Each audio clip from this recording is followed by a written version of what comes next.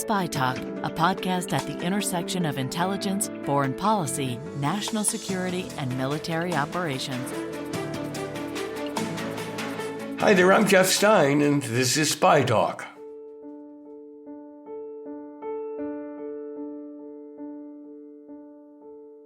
One of the more venerable tropes in spy fiction and movies is the honey trap, where an official or opposition agent is inveigled into a compromising moment by a wily enemy, usually of the femme fatale variety.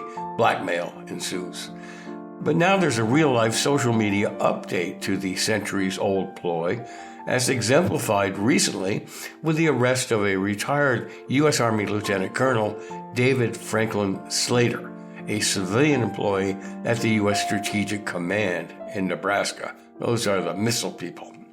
Slater apparently fell for what he believed was a woman in Ukraine via a social media dating app. Fatally smitten, he began sending this person, or quite possibly Russian intelligence, classified documents, proving yet again that when it comes to men at least, the promise of love and sex, peace, common sense. As it happens, my guest today is an expert on the subject. His name is Henry Schlesinger, and he is the author of Honeytraps, Sex, Betrayal, and Weaponized Love.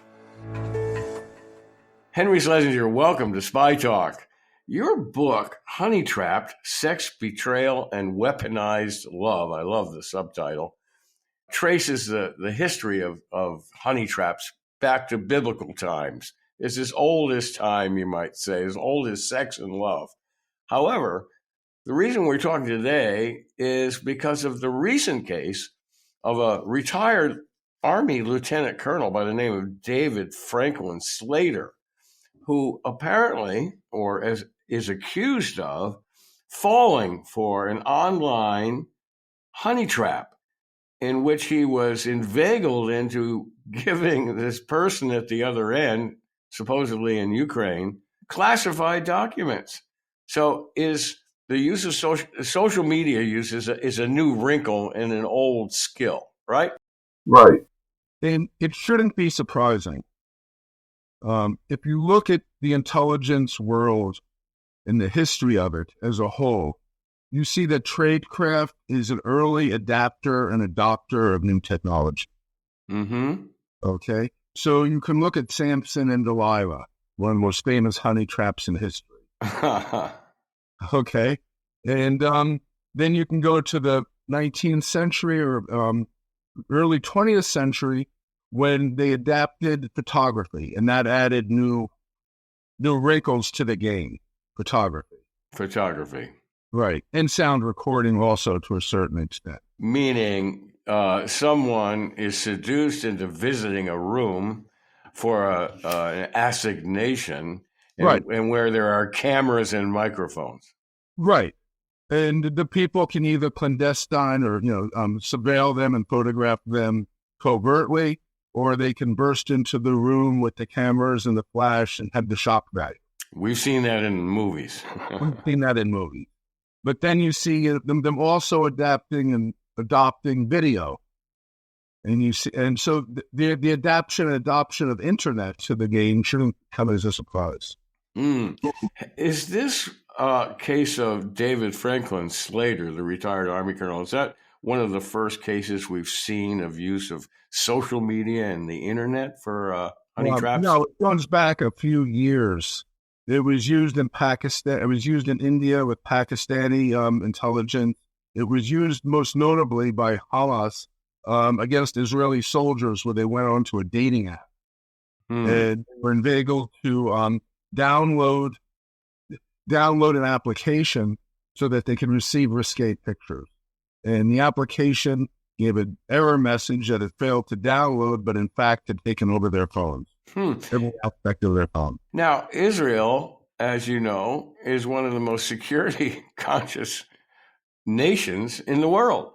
And yet the loins of the IDF soldiers triumphed over common sense.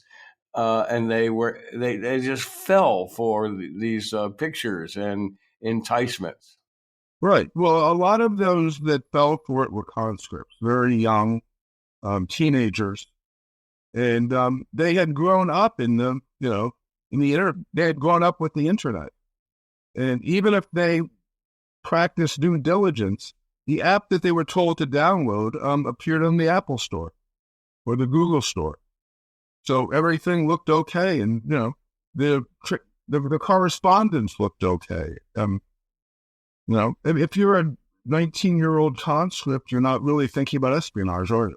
No, your guard is down. And of course, we suffer an onslaught of phishing attempts every day. I got one just yesterday afternoon that purported to be from UPS saying my delivery was delayed and call this number or click on this link. And they've gotten very sophisticated. It looked real, but I've seen these before.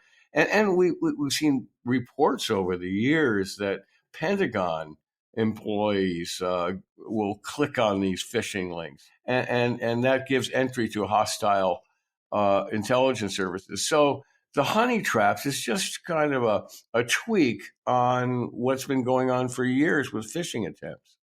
Sure, the way it's used nowadays, it's adapted to phishing and the hacking, technology and social engineering. Mm-hmm. And it's played, and this technique of honey traps has played an important role in political developments over time. I know in your book, Honey Trap, you talk about the fall of Yeltsin and the rise of Putin. Right. Can you talk about that? Well, yeah, not to get too deep in the weeds on it, but there was a honey trap on played on one of the politicians, and one of Putin's first public appearances where the public really got to see him, the Russian public really got to see him. He talked about it, and he talked about it in a somber, business-like fashion. It wasn't a scandalous, thing for him. And he made a very good impression on the Russian public in talking about this. The politician eventually dropped out. The tape was played as a public service on news stations in Russia, and Putin rose to power very, very quickly after that. Was this a setup of this official? Apparently, yes. Mm-hmm. Allegedly, yes. But it was done very, very well. Putin talked about it with deep regret, and in a very business-like fashion. He wasn't sensationalizing it at all. Mm-hmm. Yet it became sensationalized on Russian television. Yeah, the Russians seem to have been engaging in this in particular for a very long time, and with momentous effects. There was the case of in the 1960s, a British official brought down by a liaison with a Soviet agent. That was more a case of people being very bad at their job than a honey trap, in my opinion, anyway. Stephen Ward, who was acted as something of a pimp, had two clients. One was Profumo, and the other one was a Soviet agent. Everyone, with one exception, in that debacle, had their career ruined, including the Soviet agent, including Profumo, including the honey trap herself. Is the honey trap particularly identified with the Russians? Have they really excelled and been predominant in this particular technique over any other intelligence service we know of, including our own? That's an interesting thing. All intelligence services, if you speak to any of them, they'll all admit to bribery. They'll admit to bugging phones. Some will admit to satellite surveillance. They'll admit to all manner of skullduggery, but they'll clutch their pearls if you mention honey traps. Yet all of them use it as tradecraft because it's effective. Even the U.S. The most widely known one during World War II was Betty Pack, and the wife of a British diplomat. And she was run jointly by the British and the Americans. And what happened to her? She married one of her targets and moved to France. Hmm. And who was the target? French diplomat, I believe. And again, were the Russians somehow involved in that? Nope. British and American operation. Well, what happened with her? How was that a honey trap? She was breaking in and seducing diplomats in Washington.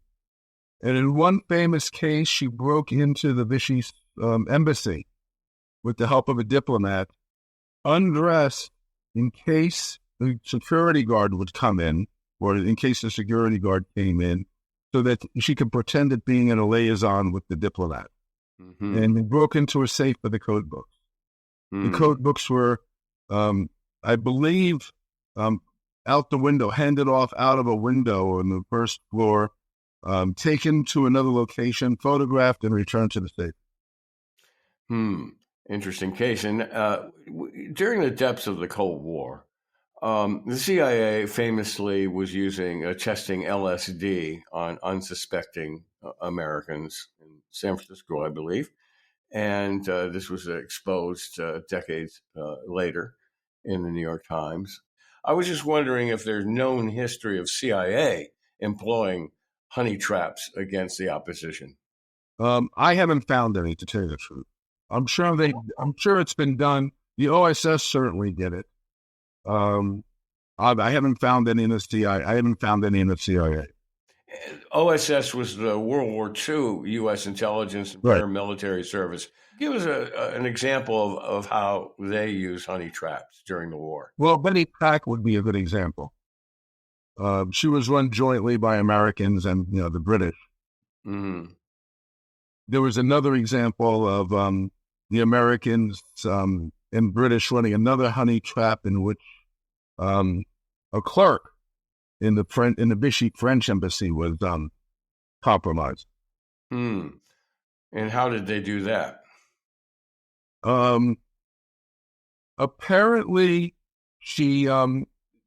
the clerk was a woman, and apparently they used a Romeo spy. She requested very little in terms of payment, but just wanted male companionship. Let's talk about that a little bit. When we talk about these honey traps, we're usually referring to the use of women. But in fact, we know the Soviets in particular used ravens, in other words, men. Right, Romeo spy. Yeah, Romeo spies. Tell us a little bit about that. The person who became famous for Romeo spies was Marcus Wolf of Stasi. And Marcus Wolf was the legendary East German spy chief. Right. And he saw he was brilliant. And what he recognized and identified in Germany was a demographic anomaly, which was following 2 world wars, there was a lack of men in Germany. And in West Germany as well, in East Germany and in West Germany.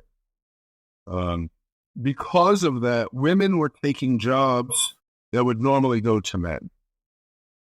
Including in the military and the security services. In the military and security service. And women were also lovelorn. So he launched a campaign of Romeo spies, sending them over to the West. It wasn't blackmail of that kind. It was long-term relationships. And some of these relationships went on for years. Some of them, they were fake married by a Stasi officer in a church, in a cooperating church. It wasn't he regretted at the end that's what he'll be known for, but that's what he's known for. Yeah, well, he became sort of a legend in a fictional sense in the early John le Carré spy novels. Le Carré denies that it's based on him. That it's based on Marcus Wolf. Well, there's a remarkable facsimile. At one point, following the fall of the wall, Wolf tried to inveigle Le Carré to participate in a series of debates, and Le Carré was having none of it. Why did he, that would have been great for publicity. Why did he turn that down? I think context. He saw Wolf and he saw the Stasi not as nostalgic, but rather in terms of their brutality during the Cold War. That would be my best guess. Interesting. So he wasn't going to burnish Marcus Wolf's reputation in any Right. way or rehabilitate him. Yeah. He was a bad guy forever. Bad guy forever. He says the only Wolf that I recognize is my lawnmower. I guess that's a brand in England. Now, the Russians have employed this very successfully for a very long time. You tell the story in your book about Edward Ellis Smith, a CIA officer who arrived in Moscow in 1953 under diplomatic cover, and he became a target of the KGB in a honey trap operation, right? Sure. He was so involved. He believed that he was in charge. I believe he was. It was his housekeeper, and he would brag about how she made a great martini. He became caught up in the James Bond of it, I believe. I don't think he saw it coming, to tell you the truth. And he was immediately pulled after a short time. So what happened? What did he do that compromised him? He began sleeping with his housekeeper. And then what happened? It was photographed or recorded? It looks as if he was blackmailed. I'm not quite sure on that one. He was confronted with photographs or audio recordings? Right. And was sent home, I guess. Was sent home. And his career did not flourish after that. No. What about the case of Maria Butina, the Russian agent who romanced a number of Americans in recent years and was then... She's fascinating. Because she was seen as romancing a couple of Americans, but what she incorporated, one was a Republican operative of a fundraiser with a sketchy past, and the other one was the mail order guy. His name is escaping me now. The guy who invented drop shipping. Mm-hmm.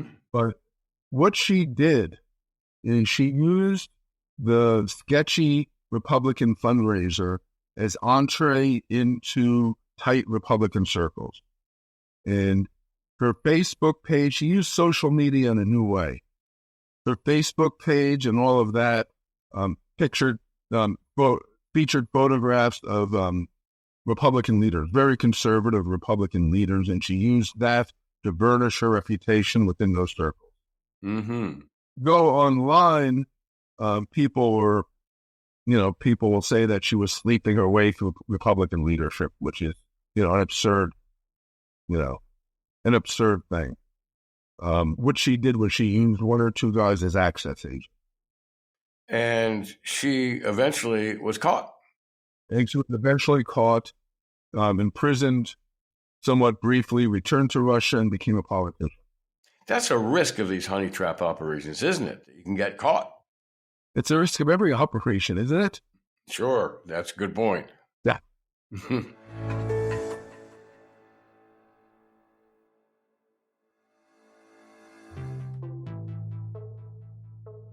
So, any other cases of honey trap operations blowing up in the faces of perps that you know of?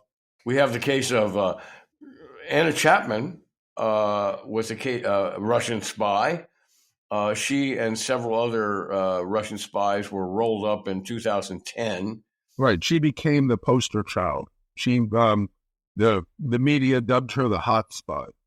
Well, I got to tell you, I was at the Washington Post when that case broke, and whenever I wrote about Anna Chapman, I got a lot of social media repeats, a lot of attention. She seemed to use her good looks and savoir-faire to wheedle her way into some Democratic circles in New York. Right. The thing that she did that was brilliant, she did a few things that was brilliant. She got into the VIP sections of the nightclub scene. She made friends with party promoters. And this is something that, nightclubs were her milieu going back to when she was in Zimbabwe. The first trip to London that she took was at the behest of a DJ that she met in Zimbabwe. Right? In London, she also hit the club scene there. And that's where you meet people. And in New York, she did it as well. What a terrific reproach to find vulnerable people. Vulnerable people of a certain type. People who might have access to power or secrets. Right. So men of a certain age. Now, let's be perfectly frank. Anna Chapman, looks will only get you so far in New York. What do you mean by that? I mean, if you're a good-looking woman, you might get into a nightclub, the hot nightclub, and they'll welcome you in, but you're sitting at the bar. You're not in the VIP section because they don't know who you are. To get into the VIP section, you have to know someone. And she did. The people she targeted weren't the club owners, weren't the club employees. They were what is called party promoters. That case is very interesting. Anna Chapman and the rest of them who were arrested. And there was some commentary at the time about, well, they really never got very far. They were sleeper agents. They were brought to develop their covers over time and look for targets who might be compromisable, or just to wheedle their way into circles that might be able to provide them with useful intelligence, but they really didn't get that far. But what these critics missed, it seems to me, is that the Russians played a long game. The Cubans play the long game. They'll recruit lots of people and try to, get them into a position where they can steal secrets. But it is play by the numbers that at least some of them will be successful. And we know that the Cubans have been particularly successful. And American intelligence is really different. We don't go out with a scattershot approach to recruiting spies. We look for people who immediately will have access to secrets. Of course, then we have walk-ins. People just tap on our windows, Russians, Chinese, North Koreans, Iranians, who just tap on our windows and volunteer to spy. So the case of Anna Chapman and the other Russian illegals, which formed the basis of that television series, The Americans, that was that revealed or demonstrated some of the techniques that the Russians used, and it was very clever, a real notch above the usual spy television series. So I'm interested in this lack of evidence that CIA has employed these techniques. It seems like we're kind of squeamish about it, or don't see it as particularly useful. We employ other means. We rely on more traditional espionage rather than using honey traps. Is that what you would see as the reason we haven't been exposed as using it as much? Because maybe we're just better at it. And that's why it hasn't been uncovered. Of course, the opposition, the Russians, the Chinese, the North Koreans, etc., they don't have any interest in publicizing their cases. They don't hold public trials where all the dirty details are laundered in public. Yeah. As I said, intelligence agencies are very squeamish about, admitting to it or, giving, interviews about it, but they all do it. Is social media the wave of the future? It's cheap. It's almost foolproof because it's done at a long distance. We're not humans involved in traipsing around the U.S. or Western Europe to create honey trap opportunities. It's some guy sitting at a computer at his desk in Moscow or Beijing or wherever operating a honey trap, and it's cheap. So we're going to see a lot more of this, or have you noticed a trend that there's more use of social media? It depends how it's used. In some cases, social media, there was a diplomat in Russia who visited a brothel with two women, with two working girls. And I imagine they wanted him out of Russia. So they didn't blackmail him. They just released a very disturbing video, or bad video, of him having sex with these two women. So that's one way it was. Used there in social media. Hmm. It rather they used to release it from newspapers, pictures to newspapers to embarrass someone. Mm-hmm. Or threaten to, yeah. But threaten to. Mm-hmm. And now they can just do it with a few clicks, upload it to a social media. In terms of seduction, I think it's just one of the tools. And how do you stop it? You don't. Now, how do you prepare people to not click on these links? Well, I think people in the intelligence services have to be, educated about it. Not click on the links, not give your, phone numbers out, that kind of thing. But they did it during World War II as well, right? Keep mum, she's not so dumb, those posters. Say again? The famous poster in England with the femme fatale and all of the men of the different service branches lighting her cigarette. And the caption was, keep mum, she's not so dumb. Ha. Ha. The other famous poster would be like dad, keep mum, which is one I like. Keep mum, she's not so dumb. Yeah. I love that. Maybe they need to dredge up those posters and use them again and put them all over the hallways of the Pentagon and every military base to remind guys, the lovelorn, that be wary of these invitations that come across your email. Anyway, Henry, this is such a fascinating topic, and I suppose it's fascinating because it's a bit lurid, sex is, right, and that's why we're talking about it today. If you look at it without, sex is an obscuring factor when you talk about this. Like money is an obscuring factor. But if you look at it and you're able to take the sexual component out, you see it as just another piece of tradecraft, a way to manipulate someone into giving up secrets. And successful over time, as you write in your book, Honeytraps have not only withstood the test of time, but their central role in intelligence operations has been documented throughout history and mythology and portrayed in the gaudy entertainments of popular culture. So it's always with us. Right. There is 2 points I'd like to make, which fascinates me, continues to. Okay. In writing the book, you speak to people in the course of writing a book, and women more than men were fascinated by the idea of the femme fatale. What do you mean by that? The mysterious woman who, can wrap men around their fingers, the femme fatale, she's popular in fiction.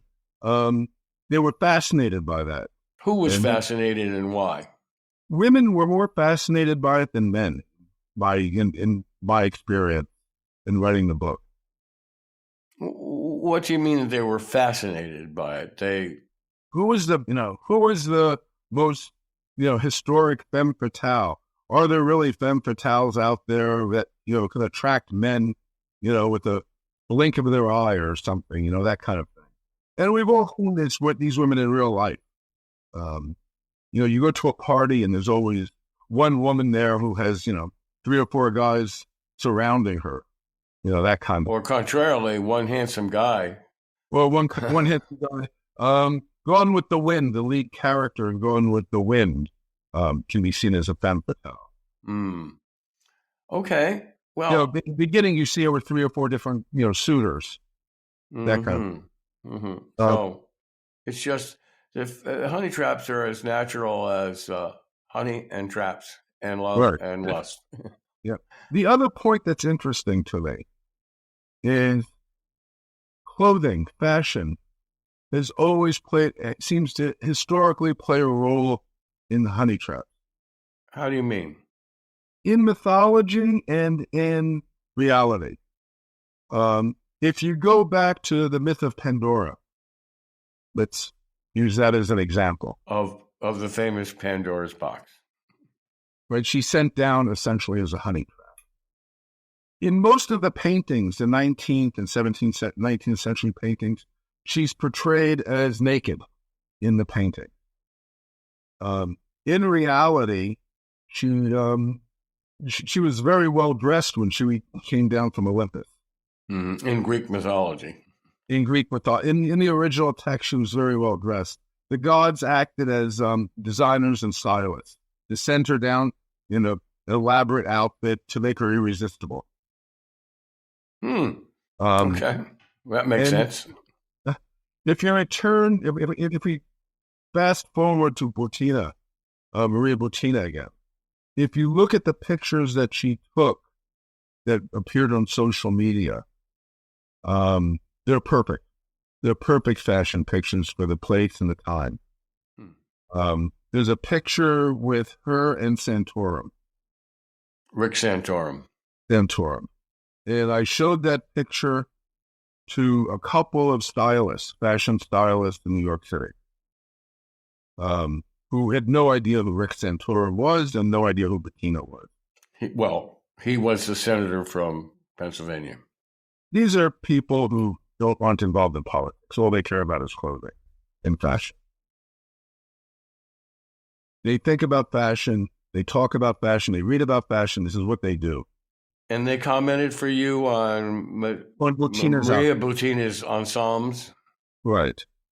And they said, they were sort of snobby about it. They said, mid-level, Midwestern mall. That's how they categorized it. So she would blend right in Washington. She would blend right in Washington. That's the style accent in Washington. It's Midwestern mall. Midwestern mall. She wasn't wearing high fashion. She'd be right at home at a post-church barbecue. Nothing. It's absurd to think that Santorum had any romantic designs on her. But when he saw her coming, there were no red flags. She looked like everybody else in his circle, right? Okay. Yeah. The same could be true with Anna Chapman. She wasn't wearing high fashion. She wasn't wearing high fashion. She was wearing mid-level, New York City, which means shopping at Saks Fifth Avenue or shopping at Bloomingdale's. She wasn't spending $9,000 on a dress.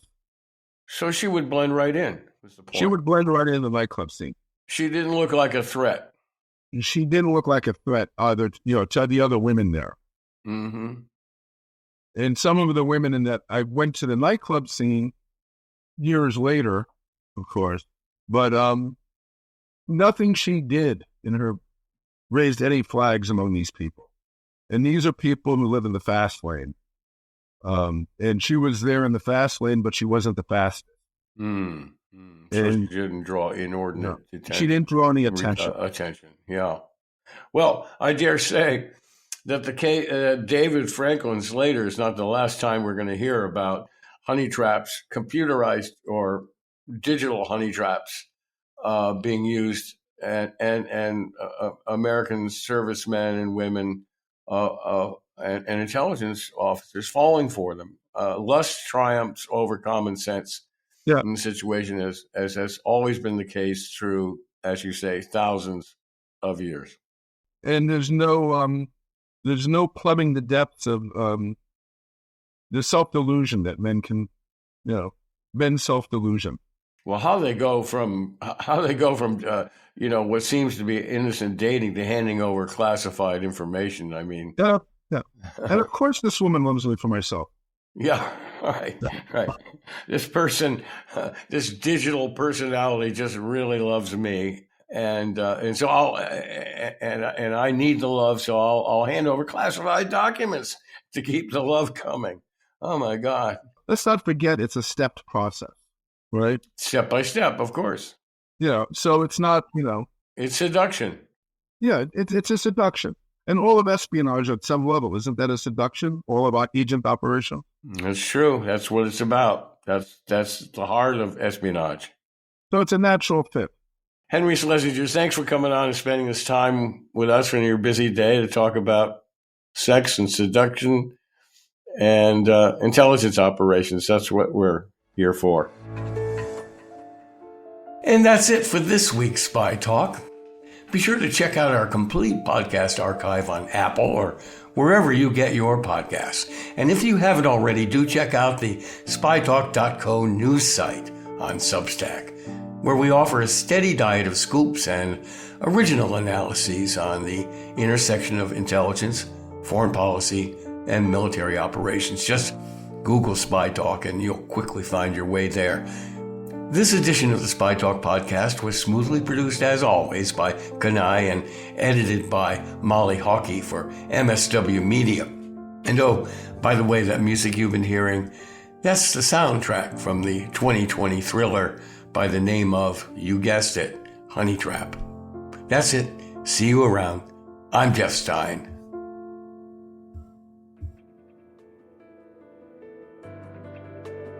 For more original reporting and insights like this, subscribe to spytalk.co on Substack and follow us on Twitter at @talk_spy. If you enjoyed our podcast, subscribe and leave a review on Apple Podcasts, Spotify, or wherever you get your podcasts. MSW Media.